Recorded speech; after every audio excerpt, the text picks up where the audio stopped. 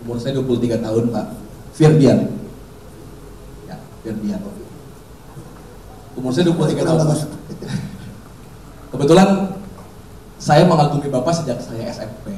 Dan kepemimpinan Bapak itu menginspirasi saya kemudian menjadi Ketua BEM Unpad tahun 2022.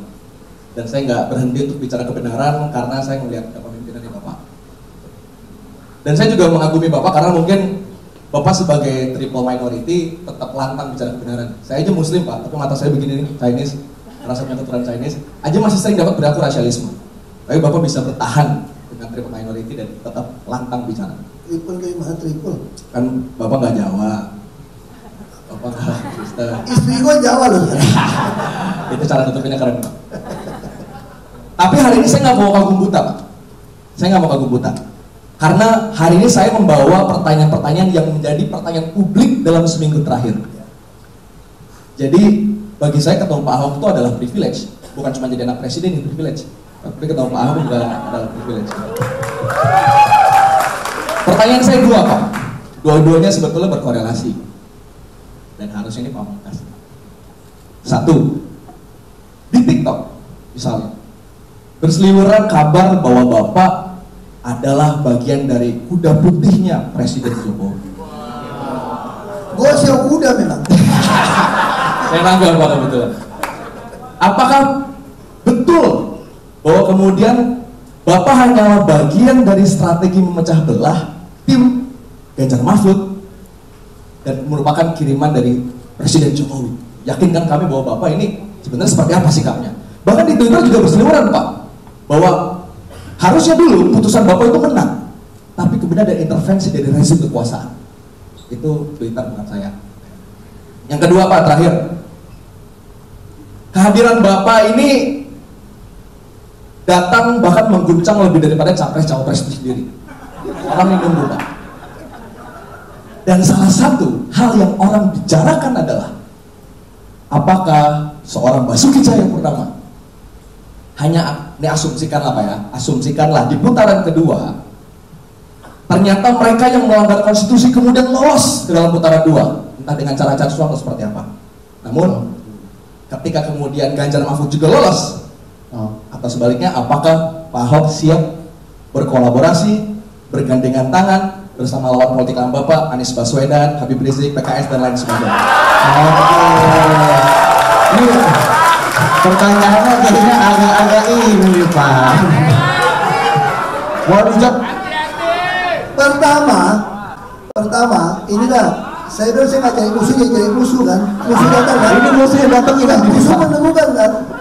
Bayangin, pihak 02 maki-maki saya, bilang tadi salah paham Pak Mas Gibran, Pak Jokowi nggak bisa kerja, nggak baca nawacita tau, yang nawacita tau. Orang Ganjar curiga Menjadi salah paham semua. ini saya maksud tuh gak? Gua gak jadi musuh, tiba-tiba dua jadi musuhin gua. Bener gak nih? Nah saya kira itu Anda bisa lihat kok yang saya lakukan atau yang musuh-musuh kayak cacing kena abu kepanasan semua. Saya selalu menyampaikan, saya kan gak berkampanye, tapi saya kira Bapak, tapi saudara-saudara semua bisa paham lah. Kalau pakai otak dengan cerdas, kebenaran keadilan, Anda mau pilih yang mana? Kalau kita bicara mau mewujudkan nawacita ya. Kalau kita bicara kaderisasi berdasarkan meritokrasi, mana ada anak muda generasi sekarang yang tidak mau meritokrasi sih? Saya di Pertamina aja tuh begitu masuk langsung internal job posting. Dulu pegawai Pertamina mau jadi senior vice president minimal 20 tahun baru bisa dapat. 20 tahun jangan gini, nanti dia bilang 2 lagi. Ini salah lagi ya. Coba ini juga salah gua. Ya, kayak tadi pertanyaan sudah ini yang salah kan. Ini kan Anciang cantik katanya. Bagus ini. Ini susah dulu. Sebentar, masuk ini. Ini sih nyelamatin gua. Waktu habis, nggak bisa jawab. Waktu habis. Nggak lanjutin. Itu namanya politisi. Waktu habis nggak mau jawab.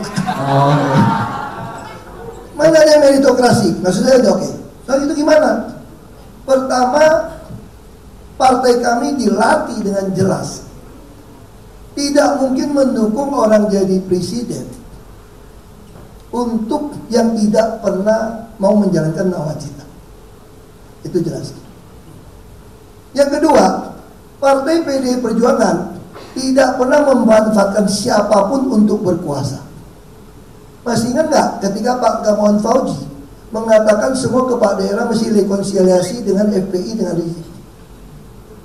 Gubernur pertama yang menolak menantang, saya udah tolak duluan, cuma suruh bubarin FPI kok.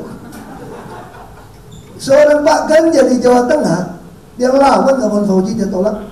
Pernah nggak Pak Ganjar datang mau ke sana cium-cium tangan Pak Rizik segala macam? Ini perintah Mendagri loh, ditolak oleh seorang Ganjar. Kenapa? Karena kami terlatih sebagai kader yang nasionalis. Tidak mungkin kerjasama dengan siapapun yang mau mengganti ideologi Pancasila. Jadi dipentingkan. Tadi gue udah gak mau jawab, saya kan nanti cari musuh lagi kan. Untung diselamatkan sama Mbak Pen. Paksa jawab juga. Oke, terima kasih Mas Rudian. Jadi kalau ada yang protes-protes, bukan saya, Pak Ganjar yang berani melawan kan. Yang penting ini sudah disclaimer dulu ya Pak ya. Kan capres beliau, bukan gua. Iya. Jangan kena gua dong. Oke, baik. Kalau tadi Pak Ahok